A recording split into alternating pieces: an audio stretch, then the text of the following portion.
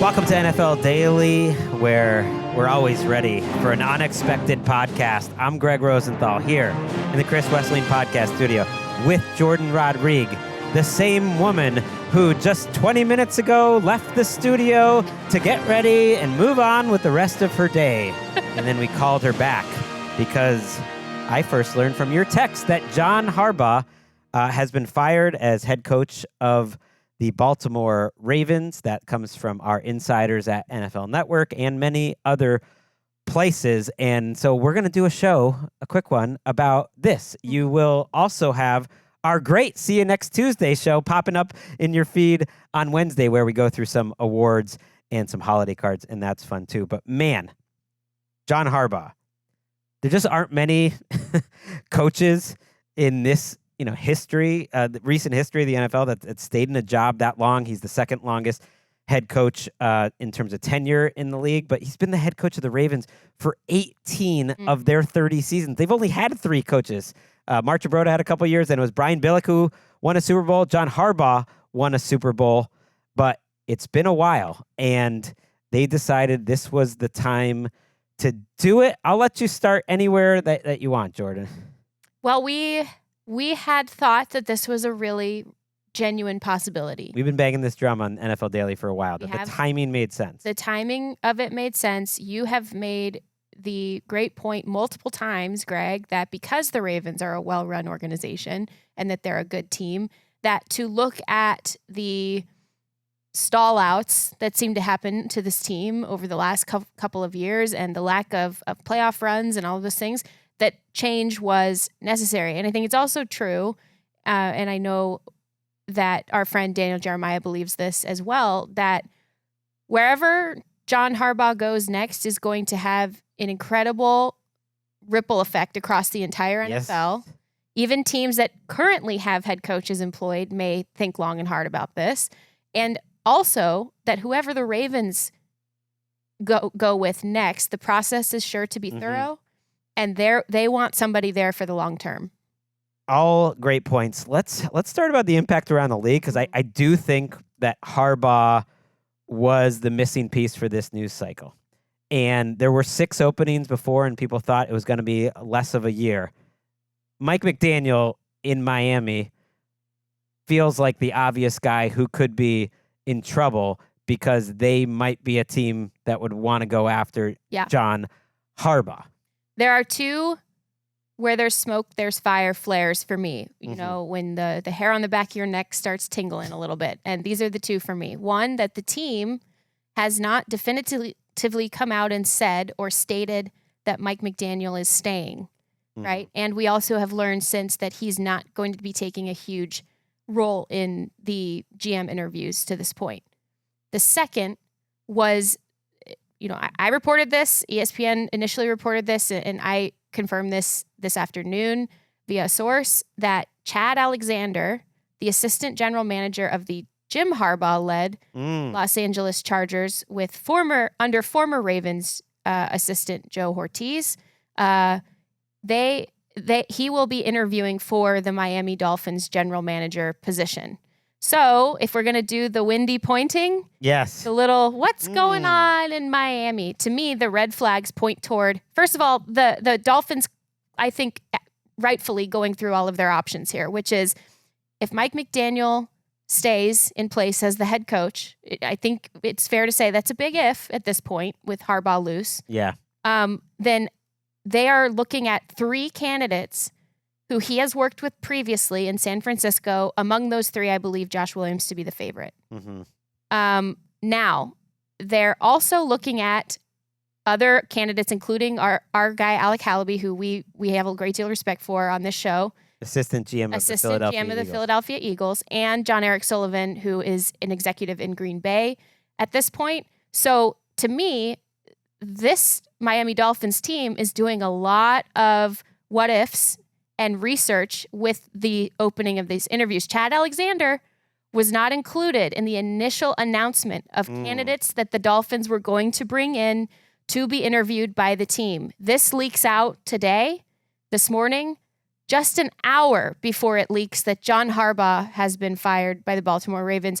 Chad Alexander spent 20 years with the Baltimore Ravens. Well, it's just funny how many connections there are and how Michigan is at the center of all of it. Because I think the timing of it, that it didn't take that long to happen, that it was not announced as a mutual parting of ways, at least by Tom Pelissero, Mike Garafolo, just to name our guys at NFL Network, was announced as a firing.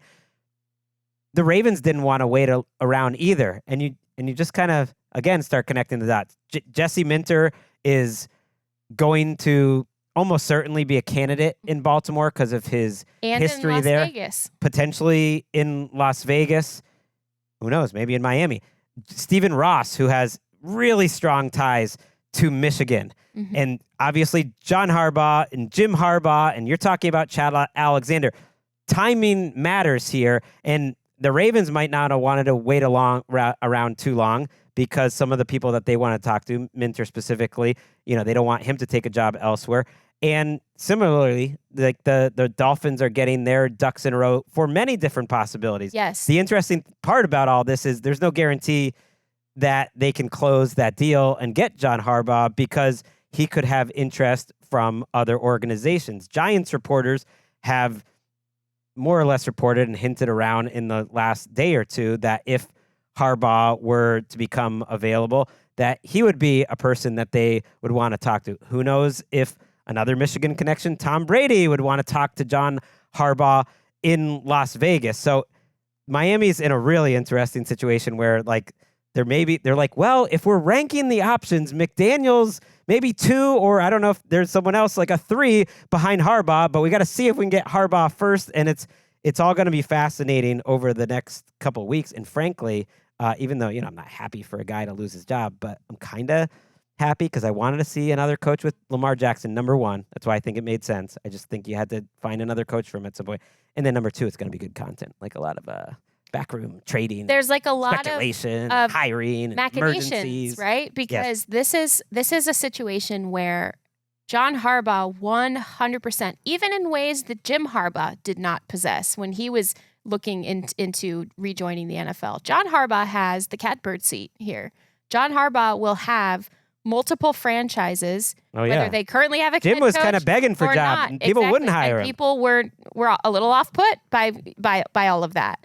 But now John Harbaugh will not only have the open jobs, a couple of the open jobs coming after him, but also potentially jobs that aren't quite yet open, and teams who have been considering possibly making a change at head coach for a while. I think this is fascinating. It puts Kevin Stefanski, previously considered maybe the top candidate on the job market this cycle, it puts him down a rung in terms of the potential. You might see teams like the Arizona Cardinals step up, by the way, who currently have in their employ a coordinator who once worked under Kevin Stefanski in Drew Petzing and runs an offense that it's very clear the GM likes and wants to run, and perhaps a change at head coach and play caller is something that comes into play there for the Arizona Cardinals. This entire, where I don't know that the Cardinals would have had a shot at Stefanski previously. This changes so much about this cycle so early on in the cycle. It's fascinating. I think you're right that the ultimate ending of all this and the biggest news to come from it is that Jacoby Brissett will continue Kingmaker.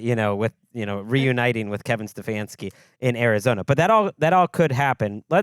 Let's kind of go back to the Ravens side of it. So it's obviously a seismic decision.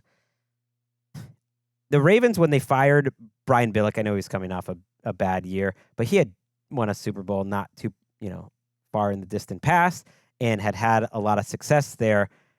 I think had a really good sense of when the right time was to fire him. They were so close to firing John Harbaugh, according to all the reporting that was happening around the time that Lamar Jackson first got into the lineup. He had a 5-11 season. He had an 8-8 season. And I believe during Lamar Jackson's rookie year, he takes over a team with a losing record. He helps it. John Harbaugh puts his arms around Lamar Jackson in a really productive way. They turn it around in the short term. Harbaugh gets one more year, and that turns into a really long and successful run with Lamar and Harbaugh together. They didn't win much in the playoffs. Mhm. They won 4 games in the playoffs. They never won back-to-back games in the playoffs. They made one AFC championship. Harbaugh had started out his career winning a lot of games in the playoffs. I think it's a little unfair to just go off of that, and they are coming off a 13-win season, a 12-win season before this 8-9. I just think if you look at everything he did there, it just felt a little stale. Like they kept replacing the defensive coordinator over and over and over and over, and he's not a guy who is providing schematic advantages, and it just felt like a guy who had amassed so much power within that building, and yet I think they're an organization that wants to be front office run, down from a strong ownership to a really strong front office. GM Eric DeCosta has done a good job. He's not going anywhere.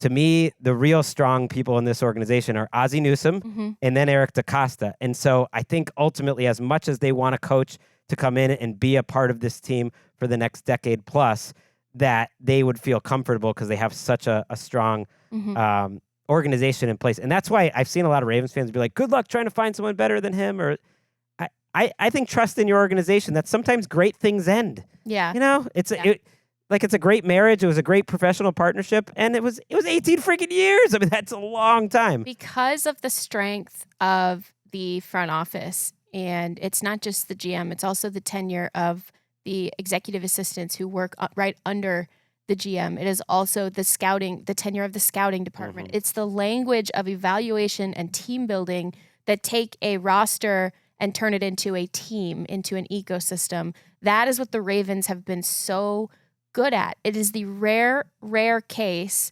of, I think it's totally fine that there's going to be an overhang GM. I think that is a terrible decision for a team to make, to have, and it usually sets a coach up for failure, or at least a shorter leash, or some sort of power struggle in the middle of that coach's tenure. Maybe the coach wins, maybe it doesn't. In this case, this is a rare example of one where I'm like, fine, I trust who they're going to hire. I do. Yeah, I think it's a case-by-case basis when it comes to that. You're right, probably more often than not, it's not a great situation. But if for some reason the Buccaneers wanted to make a changes here with Todd Bowles, like you would trust Jason Light to make the next hire. And when you think about Eric DeCosta, he actually hasn't ever made his head coaching hire, and he's not making it in a vacuum. I think Steve Bisciotti, the owner, is the most important voice in that room. But ultimately, Harbaugh was an inherited coach for DeCosta, and look, Ozzie Newsome is still there. Jesse Minter is a guy that Daniel Jeremiah quickly suggested. It's pretty easy just from the outside looking in to connect the dots because he was literally in the building. He also has the Michigan connections, spending time with Jim back in the day. And he is one name that comes to mind. Any others that come to mind as potential candidates? Well, this is the one also where I said, I think this ends up shaking Stefanski loose a little bit for maybe other teams, but I do think Stefanski could also be a candidate for this, because if you think about the quarterback and maximizing the quarterback, and no, Kevin Stefanski has not maximized the half dozen people that they just decide to throw at the quarterback position over time under that ownership group and with that GM.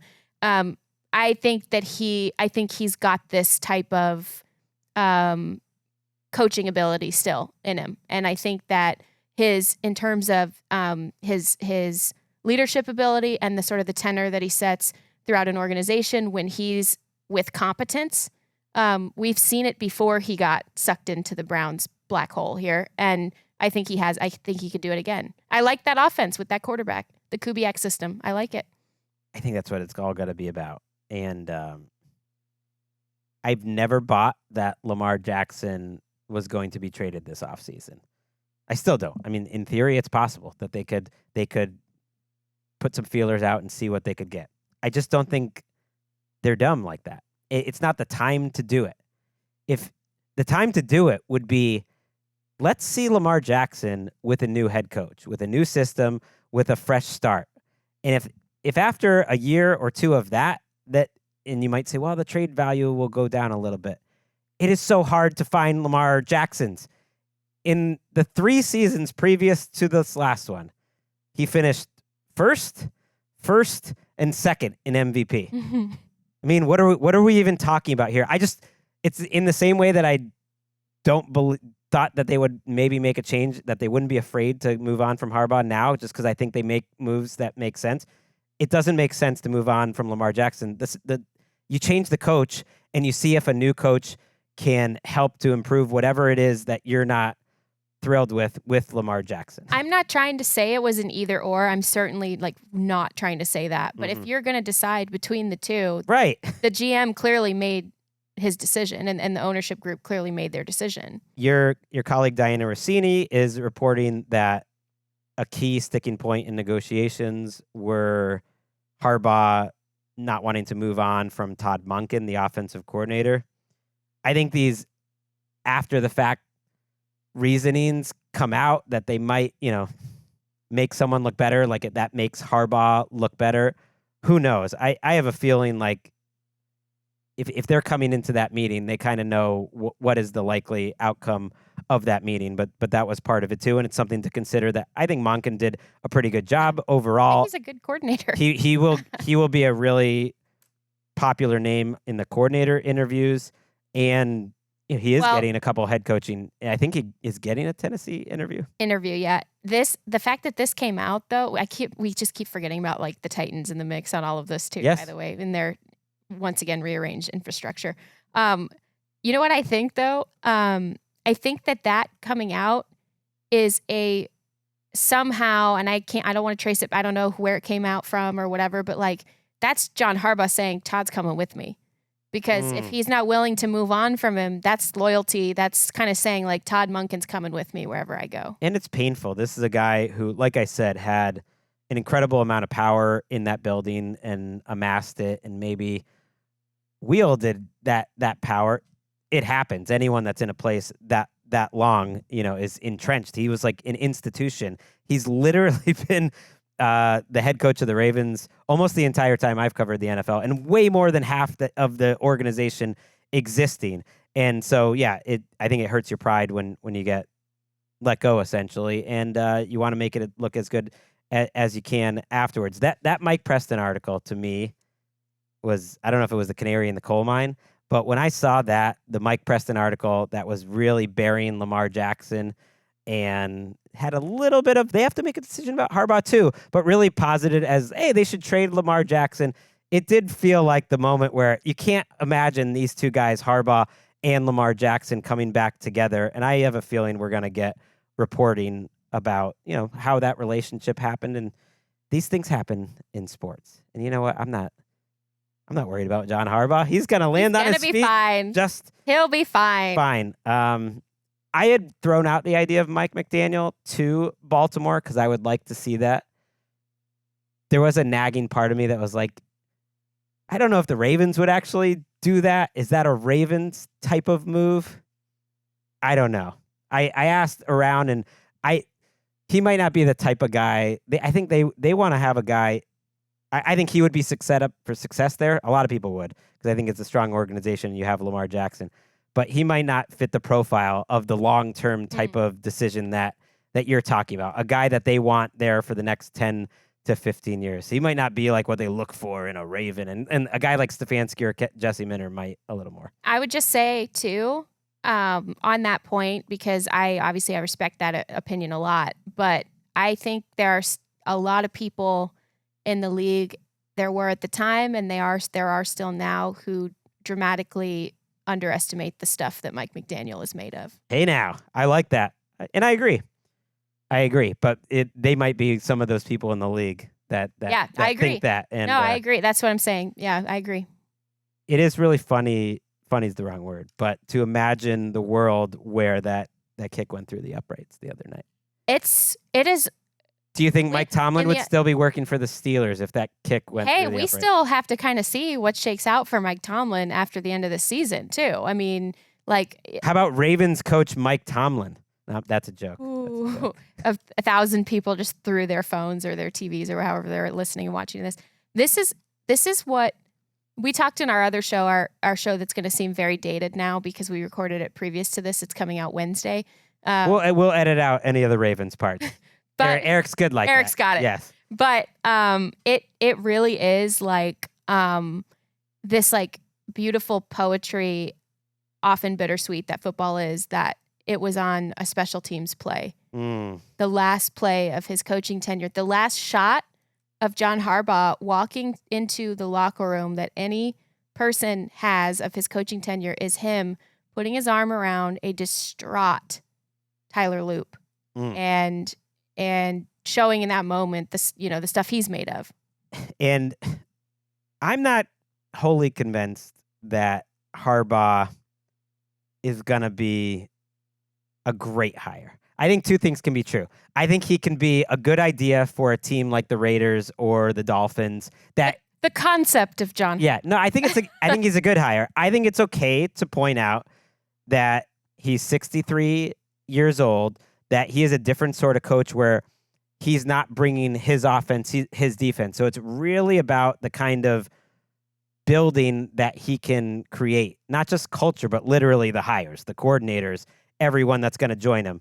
And when you've been in the league a long time, like the people that you know the best are the people that have been in the league a long time. And sometimes that works, and I think he can bring a lot of stability. But when he came to the Raiders, look, he was a special teams to the Ravens, he was a special teams coordinator. Your wish casting where you want him to go next. Where would I want him to go? Just had a slip. You said the Raiders. The Raiders could work. The Raiders anyway, could continue. work. Yeah. He gets to the conference championship game his first year. Then division, conference championship, wins the Super Bowl. I mean, that is an insane run. And I think he had a great example of what more owners should consider, which is not taking offensive, defensive coordinators. He had a great feel of the league at that time as a whole, as a special teams coordinator, and who to hire, and he pulled all the right strings. He was kind of the perfect CEO coach. Can he do that again? I would just say it's going to be harder to do it a second time. Yeah, I agree. It's going to be fun though. It is a couple weeks. It is gonna be fun. I think we've said enough. And yeah, I don't think the Mike Tomlin thing is over necessarily either. If he got blown out by the Texans, it's gonna feel like more of the same. And based on all the reporting, it sounds like he might be the one that doesn't want to enter that final year of his contract. So we might, more in this space. But thank you for not leaving the building too quickly. Oh, I ran back. I was walking out and I saw it, and I texted you in all caps first, and then I started running back. I ran into one of our great producers, Quab, and Quab was stopped still in the hallway looking at his phone, and I was like, "We're probably going to do a show. Let's go." we like Aaron Sorkin walked and talked all the way back. I love it. And as I wasn't leaving or anything, but as I got your text, I get a call from another producer, Jason Kleiman. It's like, don't leave. We got to get this in the book. So we appreciate everyone for checking us out. Like I said, we will be back on Wednesday. And it usually is a Tuesday show, but it's a special one. We're going to be reading all those holiday cards that we got. And we're going to be giving out all the awards. A little bit of news, including that Cliff Kingsbury firing. Got some takes on that. We will see you then.